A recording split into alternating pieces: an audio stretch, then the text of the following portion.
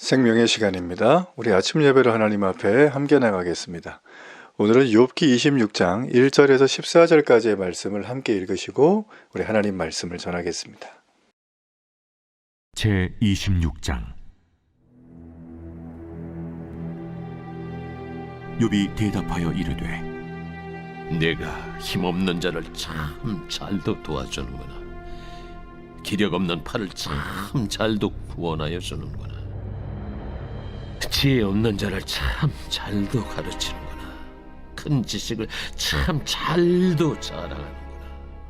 내가 누구를 향하여 말하느냐? 누구의 정신이 내게서 나왔느냐? 죽은 자의 영들이 물 밑에서 떨며 물에서 사는 것들도 그러하도다. 하나님 앞에서는 스월도 벗은 몸으로 드러나며 멸망도 가림이 없습니다. 그는 북쪽을 허공에 펴시며 땅을 아무것도 없는 곳에 매다시며 물을 빽빽한 구름에 싸시나 그 밑에 구름이 찢어지지 아니하느니라. 그는 보름달을 가리시고 자기의 구름을 그 위에 펴시며 수면의 경계를 그으시니 빛과 어둠이 함께 끝나는 곳이니라. 그가 꾸짖으신즉 하늘 기둥이 흔들리며 놀라느니라. 그는 능력으로 바다를 잔잔하게 하시며 지혜로 라합을 깨트리시며 그의 힘으로 하늘을 맑게 하시고 손으로 날렵한 뱀을 무찌르시나니 보라, 이런 것들은 그의 행사의 단편일 뿐이요 우리가 그에게서 들은 것도 속삭이는 소리일 뿐이니 그의 큰 능력의 우레소리를 누가 능히 헤아리랴. 하나님이 이 세상을 창조하시고 그 이후에는 이 세상을 간섭하지 않으시고 퇴근하셨다. 그래서 세상은 자연의 이치대로 움직인다라고 하는 사상이 있습니다. 그게 바로 이신론이죠. 우리 지난번에 교리대학 할 때 좀 나누었었죠. 이신론, 범신론, 다신론, 무신론 여러 가지가 있습니다. 그러니까 우리가 일반적으로 많은 사람들이 이신론의 입장에서 삶을 살아갑니다. 우리가 얘기하는 모든 생명은 진화되었다, 우연히 라고 하는 그 주장도 어째 보면 이신론을 좀 견고히 한 주장이라고 할 수가 있습니다. 자, 이신론의 결국은 무엇이겠습니까? 자, 말 그대로 이 세상을 만드신 분이 더 이상 간섭하지 않는다. 그럼 이 땅은 어떻게 될까요? 살아남으려면, 여기서 나름대로 뭔가 누리고 살려면, 즐기며 살려면 힘이 있어야 되겠죠. 그죠? 오늘날 세상을 돌아가는 것을 보면 이 이신론의 사상을 정말 너무나 오용하고 왜곡하고 가용한 그런 모습이 드러나고 있습니다. 아마 이 세상에는 자정적인 노력을 하겠지만 이걸 제어할 만한 어떤 법제도와 사람이 나오기에는 매우 어려울 것입니다. 그러니까 이 세상은 이신론의 사상이라고 하지만 사실은 성경은 죄의 현상들이다, 영향의 열매들이다 라고 하는 것이죠. 죄가 들어와서 우리가 이런 모습이 되었다는 걸 우리는 극명하게 알 수 있는 장면이라는 겁니다. 자, 우리가 지금 살피고 있는 욥기의 이 말은 지금 이제 욥이 오늘은 세 번째 모든 친구들의 변론을 다 듣고 대답을 하는 장면이에요. 자, 욥은 지금 무슨 얘기를 하냐면 26장 4절에 보면 내가 누구를 향하여 말하느냐, 누구의 정신이 내게서 나왔느냐, 뭐 이런 말을 합니다. 자, 지금 욥은 이 얘기를 하는 이유가 있어요. 지금 이 친구들이 온 건 자기의 어려움을 듣고 그들이 말하는 지혜와 지식을 이용해서 자랑만 하지 말고 나를 좀 도와달라, 뭐 이런 거리거든요. 그러니까 옳은 말은 많이 하는데 들어보면 다 욥의 마음을 후벼 파고 상처에다 재 뿌리고 막 소금 뿌리는 막 그런 말만 계속 하고 있는 거죠. 그래서 도대체 너희들의 지식은 누구를 말하고 있냐, 이렇게 도전하고 있는 거예요. 그리고 너희들의 지식이 누구로부터 나왔냐, 이게 하나님의 지식이니 아니면 니네 잘난 체 하는 그런 말이니 라고 하는 것입니다. 우리가 아무리 옳은 말을 하더라도요, 자, 이것이 이 땅에 이 피조된 피조물을 돕고 특별히 사람을 섬기고 돕는 데 사용되지 않는다면 여러분 그건 하나님의 참된 지식이라고 볼 수가 없습니다. 그냥 자기 자랑이에요. 자기 자랑. 교묘하게 자기 자랑하는 신자들이 교회 안에 꽤 있습니다. 속히 회개하고 돌이키기를 바랍니다. 그 다음으로 이렇게 하나님에 대한 지식을 욥이 바로잡아 준 다음에 지금 이제 공허한 지식에 대해서 말을 해주고 있습니다. 욥은 이 세상에 돌아가는 자연 현상을 주관하시는 하나님에 대해서 설명을 지금 해주는 게 우리 10절까지의 얘기예요. 쭉 보면 뭐 여러 가지가 있잖아요. 자, 어떤 내용이 나와 있는가? 땅을 아무것도 없는 곳에 매다신다. 자, 여기서 땅이지만 사실은 욥의 이 표현은 지구가 우주에 존재하는 모습을 묘사한 정말 놀라운 표현이라고 저는 봅니다. 생각을 해보십시오. 우리가 지금 땅을 이렇게 밟고 살고 있죠? 자, 그런데 그 땅은 지금 어디입니까? 지구죠. 지구는 어떻게 돼 있어요? 우주에 매달려 있는 거죠. 뭐 스스로 있든 매달려 있든 어떻게 있든 지구가 지금 이곳에서 규칙적인 질서와 조화와 힘을 가지고 움직이고 있는 거예요. 계속 이게. 이걸 지금 뭐 누가 이렇게 엄청난 운영체제를 가지고 하는 것도 아니고 누가 막 막대한 돈을 들이는 것도 아니고 여기에 뭐 인간들이 최선을 다하는 것도 아닌데 지구는 그렇게 이렇게 되고 있어요. 뿐만 아니라 지구 주변에 있는 모든 별들 그리고 우주 전체에 셀 수도 없이 많은 행성들 뭐 여러 가지 우주의 내용들이 저절로 되는 것처럼 보여요. 여러분 이게 너무 신비하지 않나요? 신기를 너무 신비하고 기적이란 말은 전 이런 데 써야 된다고 봐요. 뭐 사람이 병 났다 이건 기적 아니죠. 뭐 사실 어떻게 보면 날 수도 있고 안 날 수도 있고 어차피 다 죽잖아요. 근데 세상에 돌아가는 모든 것들은 다 뭐냐면 우리가 손 하나 까딱 안 하고 대가를 지불하지도 않는데 저절로 돌아가고 그 돌아감 때문에 우리가 살고 그 모든 혜택을 공짜로 다 누려요. 그러니까 이 땅에서 태어난 모든 피조물, 특별히 사람은 그냥 무조건 감사해야 됩니다.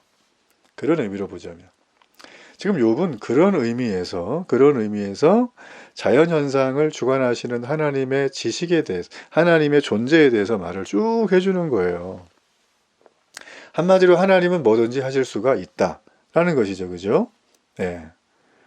그러니까 영적인 지혜가 욥은 참 대단합니다. 이 사람은 뭐 이게 이 사람이 지금 뭐 이렇게 우주선 타고 밖에 나가서 우주를 봤겠어요. 뭐 지구가 뭐 매달려 있는 걸 봤겠어요. 본 적이 없는데 자, 이런 표현을 한다는 거는 이건 하나님이 힌트를 주신 영적인 지혜다 라고밖에 말할 수 없죠. 자, 그리고 욥은 이어서 하나님이 물을 빽빽한 구름에 싸신다고 했는데 이 구름에서 뭐가 내리죠? 비가 내리는 현상을 묘사한 거예요. 물이 도대체 어떻게 떠 있다가 떨어질까? 이제 그런 거에 대한 생각이겠죠. 그러니까 이런 모든 자연현상이 우연한 게 아니라 하나님이 계획했고 철저히 섭리하시고 하나님의 큰 작정 안에서 이루어지는 현상이다 라는 것입니다. 직접 관리하고 직접 섭리하시고 개입하셔서 하신다는 것. 그러므로 성도의 모든 삶의 환경을 직접 다스리시는 하나님의 능력, 그분의 권능, 그 모든 걸 볼 때 우리는 은혜요, 감사요, 축복이요, 기쁨이요, 찬송을 불러야 됩니다. 지금 여러분 요즘 뭐 때문에 힘드십니까? 여러분의 삶에 발목을 잡고 있는 그게 무엇입니까? 여러분 자신입니까? 아니면 주변입니까? 개의치 마세요. 이 모든 걸 지으시고 직접 보고 계시고 운영하시는 하나님을 보시기를 축복합니다. 우리가 하나님에 대한 지식을 그냥 알고 있는 거는 큰 의미가 없어요. 모르는 것보다는 낫죠. 아는 것 같다면 뭐 어떡할 건데요. 알기만 하고 예배 안 오고 알기만 하고 성경 안 보고 알기만 하고 하나님과 관계없는 삶을 내 마음대로 살면서 난 하나님 믿는데 하면 이게 말이 안 되죠. 그렇지 않아요? 내가 한국 사람인데 태어나자마자 저기 이름도 모르는 아프리카 오지 어디 가서 평생을 살다 죽었어요. 그럼 그 사람 한국 사람은 맞죠? 근데 한국에 대해서 어떻게 알겠어요? 전혀 모르죠. 아마 언어도 모를걸요? 태어나자마자 갔으니까. 마찬가지라는 거예요. 우리가 하나님에 대한 지식, 뭐 성경을 혼자 읽을 수도 있고요. 뭐 책을 볼 수도 있고 요즘에 뭐 많이 인터넷 떠도는 내용들도 볼 수 있지만 지식을 그래 얻었다고 쳐요. 그 중에서 정말 만에 하나 천에 하나 온전한 지식을 얻었다고 칩시다. 근데 이게 삶에서 체험되지 못하면 무슨 의미가 있어요?